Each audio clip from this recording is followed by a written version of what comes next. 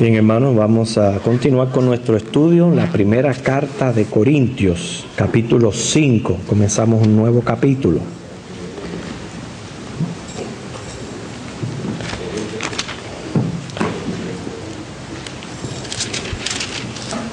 ¿Quién iba a pensar que tan pronto iban a surgir tantos problemas en una iglesia?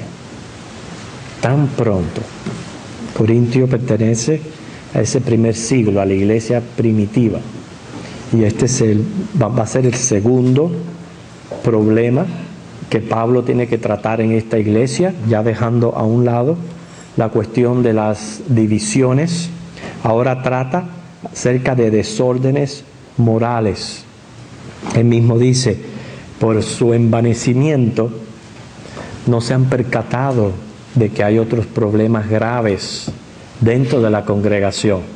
Estaban tan preocupados por sus maestros y por aquellos grupos que habían formado y no estaban conscientes de lo que estaba sucediendo en la iglesia.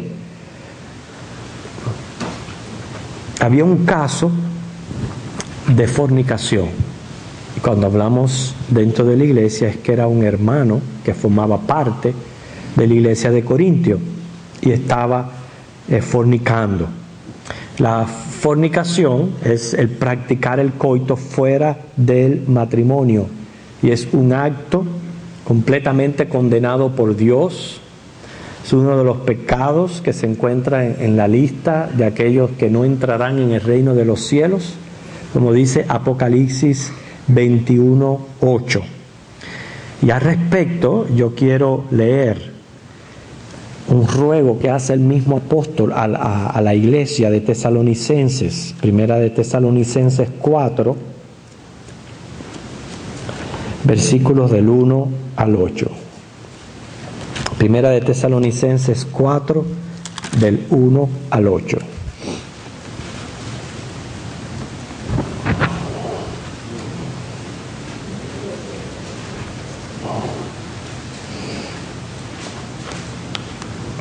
Es un llamado a una vida moral, a una vida santa, a una vida decente, una vida que procuramos es agradar a Dios, es glorificar al Señor.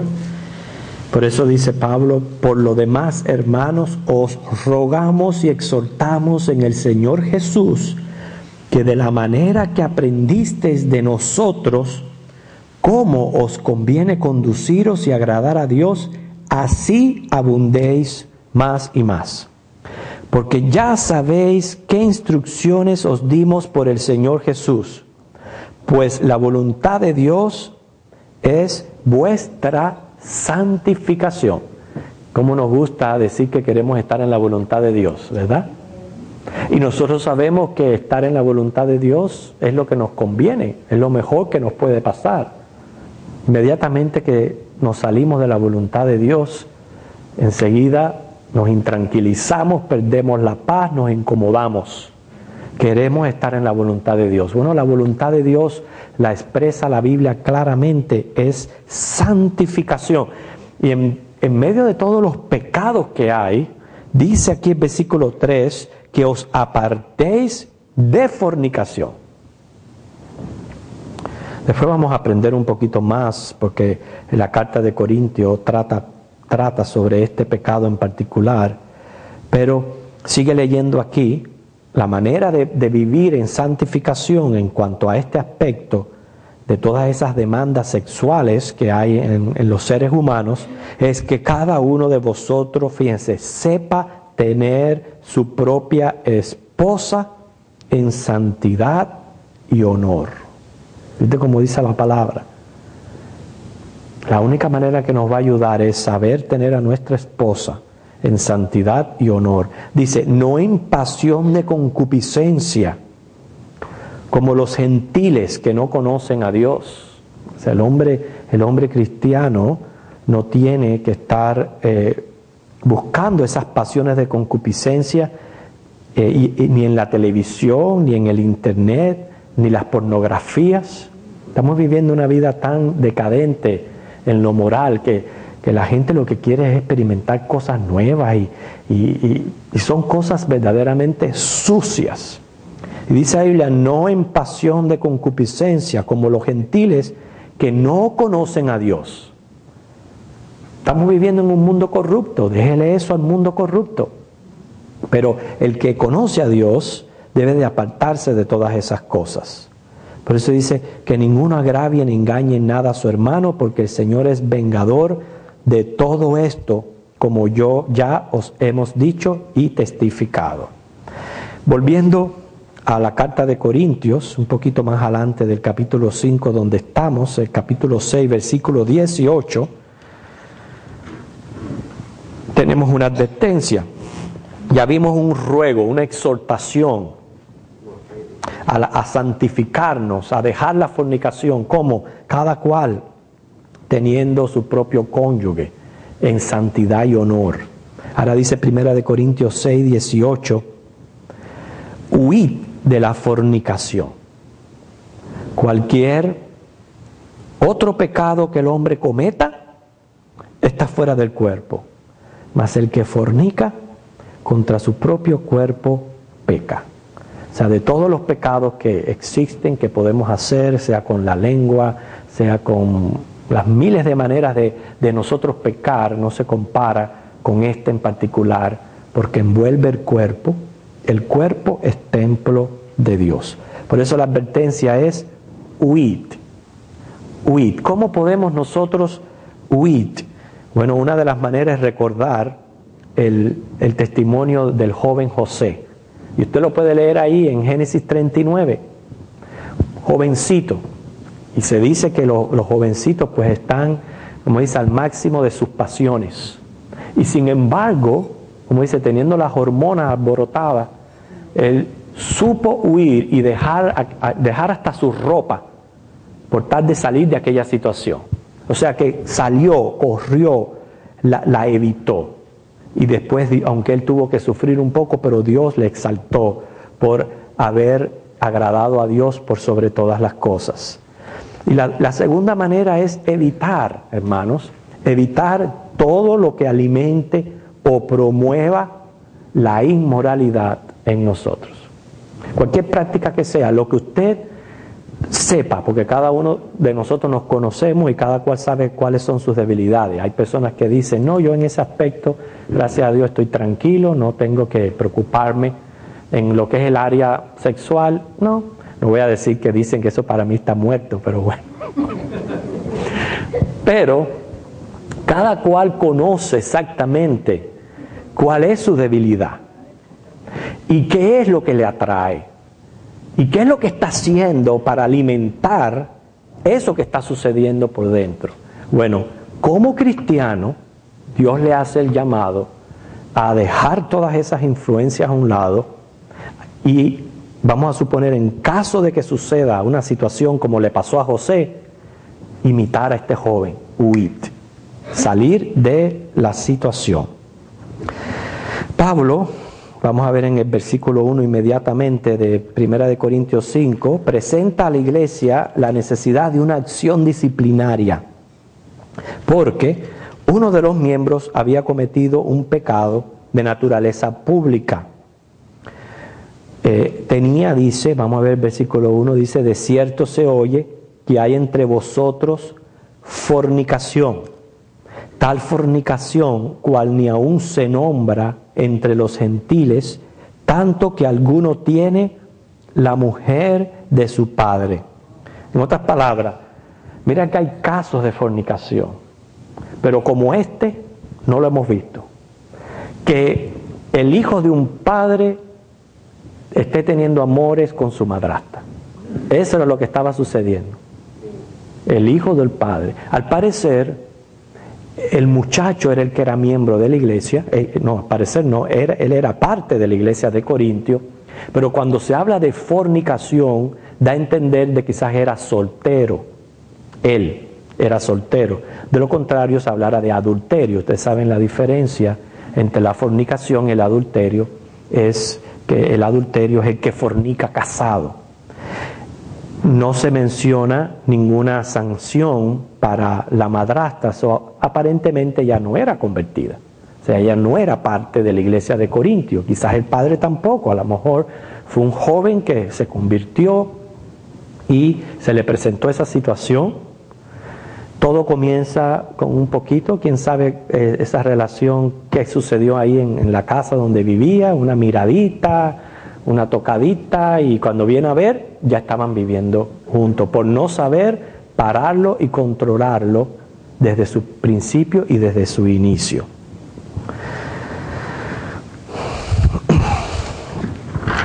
Dice el versículo 2, y vosotros estáis envanecidos. ¿No debierais más bien haberos lamentado para que fuese quitado de en medio de vosotros el que cometió tal acción? Ya repito, la iglesia de Corintio estaba ciega a asuntos también de importancia como este. Debieron de haber disciplinado al que cometía este pecado, porque no fue algo que ocurrió en el pasado, sino que estaba sucediendo todavía. Porque dice, hay uno que tiene a la mujer de su padre. O sea, estaba sucediendo en la iglesia de Corintio, estaba sucediendo eso.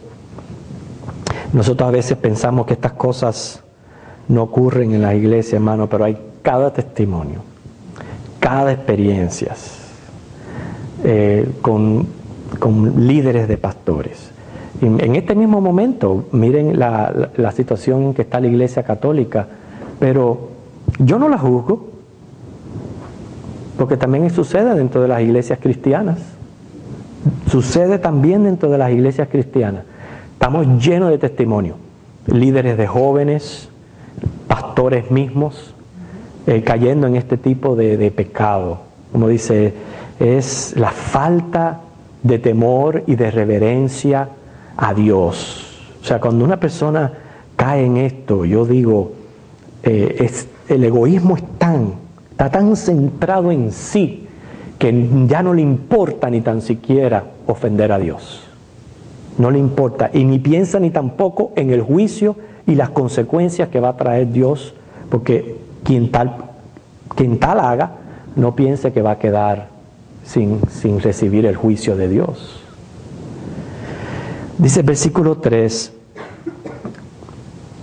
o sea que hasta aquí Pablo les dice, esto está sucediendo. Yo me imagino que los de Cloé fueron y le dijeron, oye, mire, en la iglesia está pasando esto. O sea, por los de Cloé, dice, esto está sucediendo, ustedes tenían que haber puesto ya a este joven en disciplina. Dice, ciertamente yo, como ausente en cuerpo, pero presente en espíritu, ya como presente he juzgado al que tal cosa ha hecho.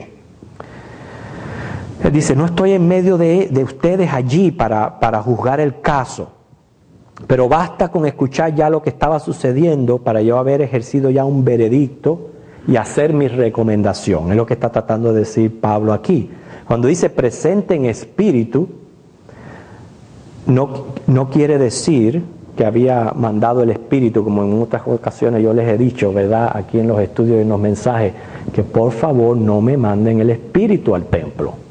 Te venga con el Espíritu. ¿Okay? Pablo, cuando dice presente en espíritu, quiere decir que aunque él se encontraba lejos, él estaba al tanto de esta iglesia, estaba pendiente y le estaba preocupando la situación que estaba ocurriendo en la iglesia de Corintios. Por eso es que él les presenta un plan de acción y les dice el por qué ellos tenían que tomar este plan de acción, que son los siguientes versículos. Dice el 4, en el nombre de nuestro Señor Jesucristo, reunidos vosotros y mi espíritu, con el poder de nuestro Señor Jesucristo, repito, cuando dice y mi espíritu, quiere decir que ellos supieran de que lo que él iba a recomendarles, él estaba de acuerdo con eso. Es lo que está tratando de decir ahí. No que Pablo era una persona omnisciente que podía estar en varios lugares a la vez. Eso solamente es Dios. Dice, el tal sea entregado a Satanás para destrucción de la carne, a fin de que el espíritu sea salvo en el día del Señor Jesús. Aquí tenemos en este versículo una tremenda enseñanza con relación a los escogidos. O sea, si este joven aún en el pecado que estaba, si era un hijo de Dios, tarde o temprano el Señor lo iba a hacer recapacitar, lo iba a volver como dice, a poner en su redil y iba a ser salvo en el día del Señor Jesús. O sea, cuando Cristo viniera por la iglesia. Pero necesitaba ser disciplinado, porque la disciplina en la iglesia no tiene el objetivo, el propósito de destruir a la persona que cometió el pecado, sino restaurarla, darle un tiempo donde esta persona pueda recapacitar y pueda saber reconocer su pecado, se arrepienta y entonces es de vuelta a la comunión. El plan de acción número 1 es reunirse en el nombre de Jesucristo. Se nombra este nombre porque todo lo que se haga en la iglesia, todo tiene que procurar el glorificar a Jesucristo. Además, que Él es cabeza y Señor de la iglesia. Por eso dice, en el nombre de Jesucristo, reúnense. Reúnense para disciplinar a esta persona. La manera de disciplinarlo es entregándolo a Satanás. Cuando dice entregándolo a Satanás, está hablando de excomulgarlo de la comunión de la iglesia. O sea, ser echado afuera a la esfera donde domina Satanás. Lo interesante de esto está que sabemos nosotros, como cristianos, que una vez que somos cuerpos del templo del Espíritu Santo, aunque suframos alguna tentación de Satanás, solamente es externa, nunca va a ser de una manera interna. Entonces, el Señor siempre protege a su iglesia. Yo sé que el enemigo trata de hacer un montón de cosas a la iglesia, pero no puede con ella. Eso es una promesa del Señor. Ni el Hades va a prevalecer contra la iglesia de Cristo. Pero cuando tú sacas a una persona de la iglesia, y este capítulo nos da a entender que una iglesia debe tener su membresía de personas que voluntariamente se hacen responsables de ser parte de esta iglesia, porque si no existe una membresía, ¿cómo después ejercer disciplina si tú no vienes a ser parte oficial de esa congregación? Así que aunque no hay un versículo específico en el Nuevo Testamento que apele a la membresía de una iglesia, las cosas que hacían las iglesias del Nuevo Testamento dan a entender que sí había un registro de miembros. Al ser quitado del registro de miembros, ser excomulgado, es como ser echado a la esfera donde Satanás es el príncipe, porque él es el príncipe de este mundo. Donde Cristo reina, Él es el rey que rige el universo, pero Cristo reina en el corazón de cada uno de nosotros, por tanto, Él reina en su iglesia. ¿Entiende?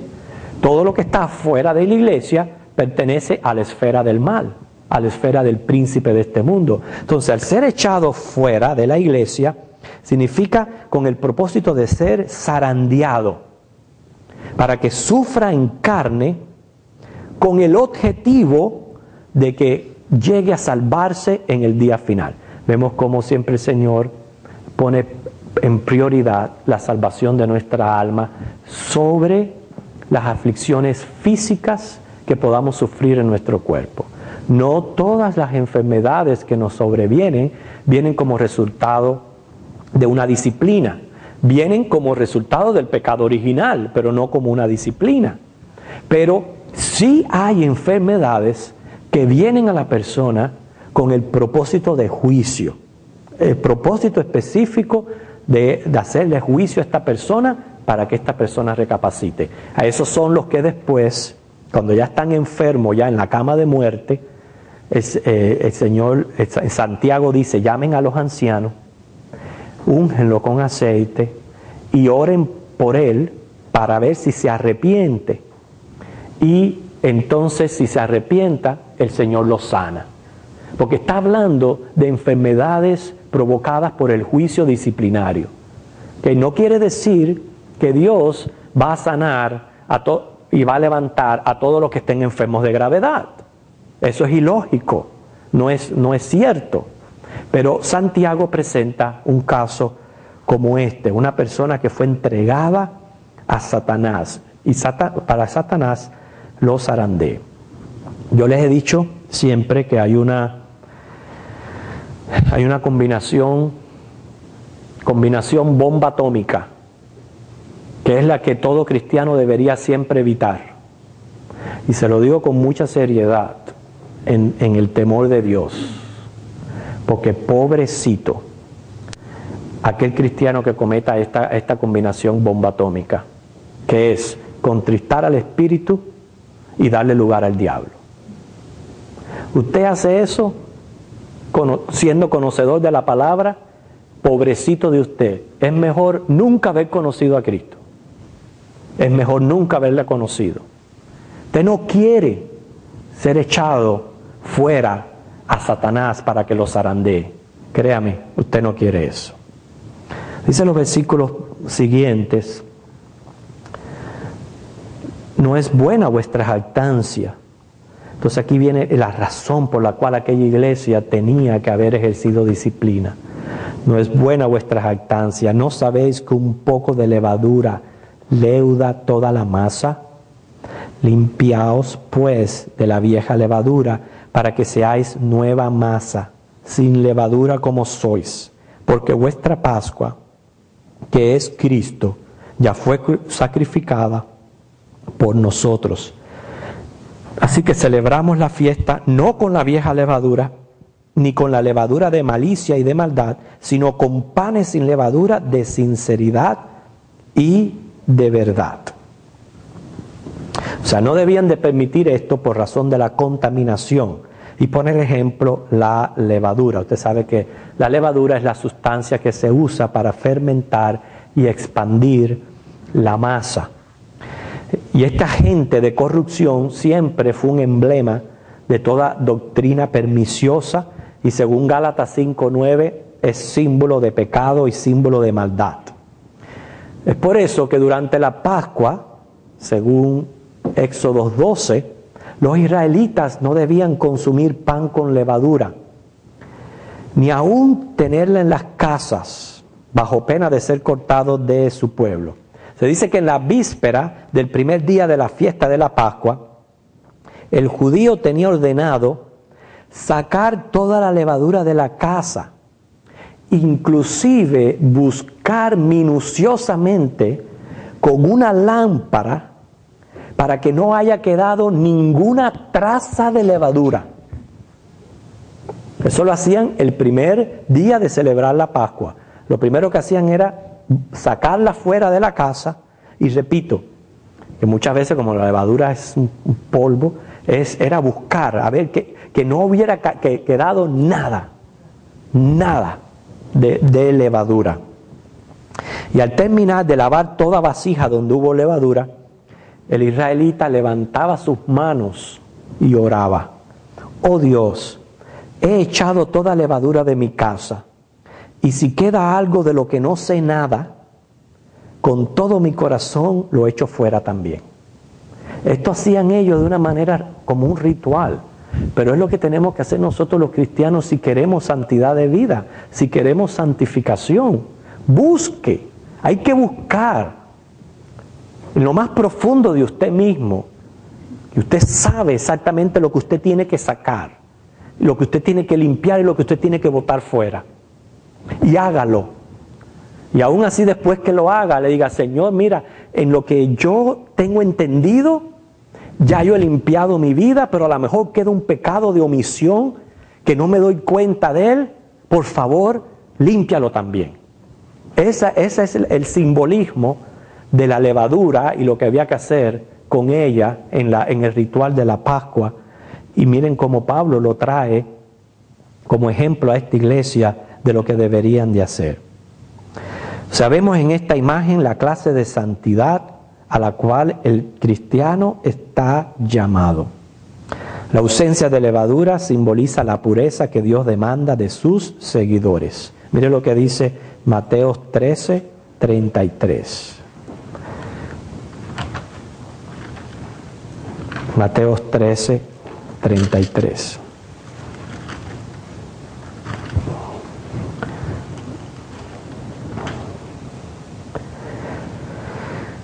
Otra parábola les dijo: el reino de los cielos es semejante a la levadura que tomó una mujer y escondió en 3 medidas de harina hasta que todo fue leudado. O sea que la levadura lo que hace en una iglesia es ir corrompiendo, hasta llegar inclusive hasta la apostasía. Recuerdo de un caso en una iglesia de un pastor que cayó en fornicación, y cuando todo se descubrió, resulta ser que otro líder por allá quería hacer lo mismo, otro en el coro quería hacer lo mismo, porque el pastor lo había hecho. Ese es el efecto de la contaminación del pecado. Ustedes se asombran, pero yo no le estoy hablando de un caso imaginario, eso sucedió de verdad. Sucedió de verdad. Por no sacar, como dice, el pecado a tiempo. El versículo 9 nos muestra aquí una carta perdida.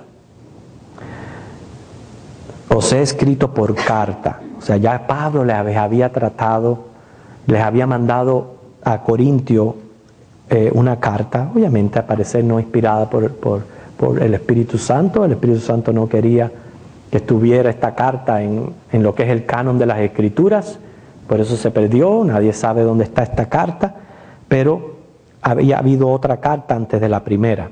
Os he escrito por carta que no os juntéis con los fornicarios. Pablo ya había amonestado a esta iglesia que vivía dentro de una sociedad extremadamente corrupta e inmoral.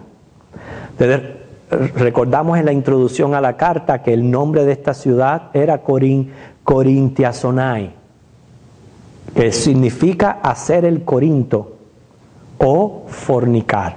Si este es el nombre de esta ciudad, tenían un templo con 1000 prostitutas. Ya ustedes se imaginan la clase de ambiente y de sociedad en que esta iglesia estaba adelante. Por eso fue que Pablo les escribió, les advirtió específicamente contra este pecado. ¿Okay? Versículo 10 dice: no absolutamente con los fornicarios de este mundo, o con los avaros, o con los ladrones, o con los idólatras, pues en tal caso sería necesario salir del mundo. Y es cierto lo que dice Pablo aquí. Si somos más santos que el propiciatorio, entonces tendríamos que buscarnos otro mundo para donde vivir, porque el que no cojea de la pata derecha, cojea de la izquierda. Y ahí menciona no solamente la fornicación, los avaros, los ladrones, los idólatras.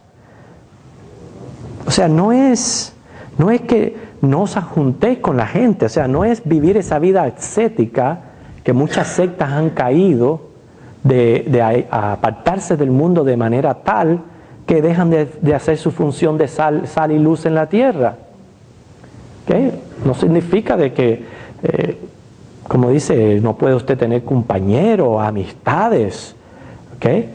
Recuerden la palabra del Señor Jesús en Juan 17, no somos del mundo, pero estamos en el mundo. No los saques del mundo, sino santifícalos en la verdad. Tu palabra es verdad. Son las advertencias del Señor Jesús. Con esto no significa que yo tengo excusa para decir, ok, pues entonces yo voy a evangelizar a las discotecas. Tampoco. Ustedes se ríen y se asombran, pero yo también experimenté misioneritas que les gustaba ir a las discotecas a predicar.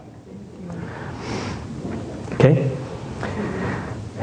Dice el 11, más bien os escribí que no os juntéis con ninguno que llamándose hermano fuere fornicario o avaro o idólatra o maldiciente o borracho o ladrón, con el tal ni aun comáis. Noten que no está mencionando nada más que la fornicación, hermanos.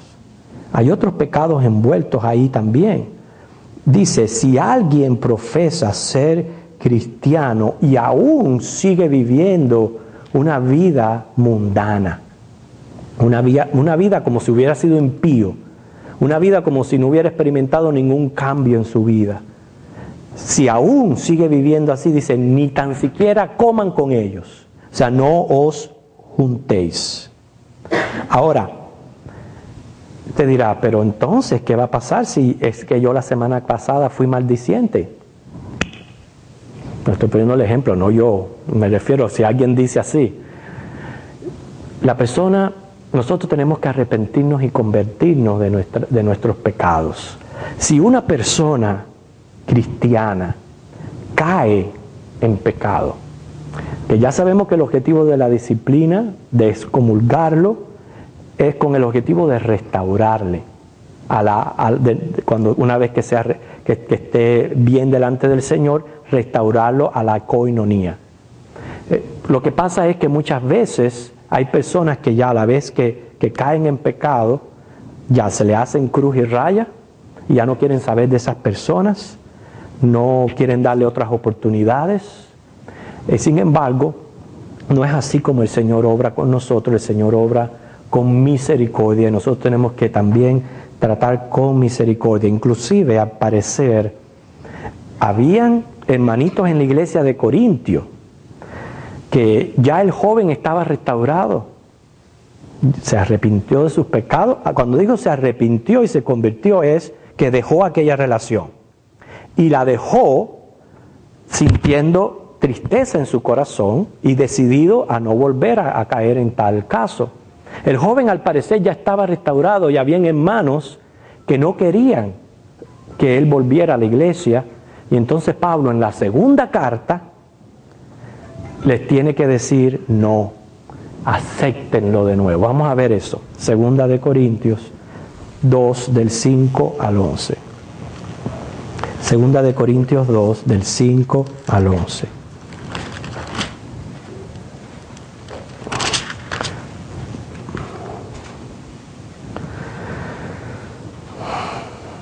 Pero si alguno me ha causado tristeza, no me la ha causado a mí solo, sino en cierto modo, por no exagerar, a todos vosotros. Le basta a tal persona esta reprensión hecha por muchos. Así que, al contrario, vosotros más bien debéis perdonarle y consolarle para que no sea consumido de demasiada tristeza. Ya él estaba arrepentido. Ya estaba sintiendo tristeza por lo que él había hecho. Y la mayor manifestación de su arrepentimiento es que parte de su tristeza era no ser recibido por la iglesia. Si este joven no se hubiera arrepentido y lo botan de la iglesia, hacen como muchos. Pues ahí yo no pongo un pie más. A mí me botaron de ahí yo no pongo un pie más. Pero esa no es la actitud de un verdadero cristiano que se arrepiente. Un verdadero cristiano que se arrepiente se somete a la disciplina del Señor y se restaura y queda ahí en esa congregación, y los hermanos lo perdonan y lo consuelan. Por lo menos ese es el ejemplo bíblico que nos presenta Pablo aquí en Corintio. Dice el 8, por lo cual os ruego que confirméis el amor para con él, porque también para este fin os escribí, para tener la prueba de si vosotros sois obedientes el todo. Y al que vosotros perdonáis, yo también, porque también yo lo que he perdonado, si algo he perdonado, por vosotros lo he hecho en presencia de Cristo, para que Satanás no gane ventaja alguna sobre nosotros, pues no ignoramos sus maquinaciones. Quiere decir que cuando sucede un caso así, si no se trata con la debida responsabilidad, delicadeza, bíblicamente, lo que se le hace es darle ventaja al enemigo para que entonces una situación la empeore más todavía. Y es lo que como iglesia Pablo está aconsejando, que trataran de dar los pasos correctos para tratar con un caso así. Nosotros sabemos que el Señor, ahí en Mateo 18, del 15 al 17, presenta los pasos para disciplinar a un hermano. Se los voy a decir, pero la semana que viene vamos a retomar este tema. Según el versículo 15, si alguien ha pecado con alguien, ese hermano tiene que ir con ese hermano, pararlo, de conversar con él aparte y decirle, oye, mi hermano, tú has pecado, tú has hecho esto, arrepiéntete. Ahora, hermano, por favor, estamos hablando de pecados de peso, no estoy hablando de cualquier cosita, porque si no, la iglesia se retornaría en un qué, en un campo de guerra y de batalla. Estamos hablando de cosas serias, de cosas verdaderamente de peso. Usted va con el hermano y si el hermano entonces se arrepiente, dice Jesús, caso cerrado. Si el hermano no se arrepiente y continúa, entonces usted va con un testigo. Entonces ahí es que usted lleva al pastor. La gente quiere que el pastor vaya de primera plana. Sucedió eso, vamos con el chisme al pastor, el pastor que lo enfrente. No es así como dice la Biblia. Tú que lo viste, tú preséntate con el hermano, tú tienes la misma responsabilidad bíblica que el pastor, y entonces llámalo a arrepentimiento.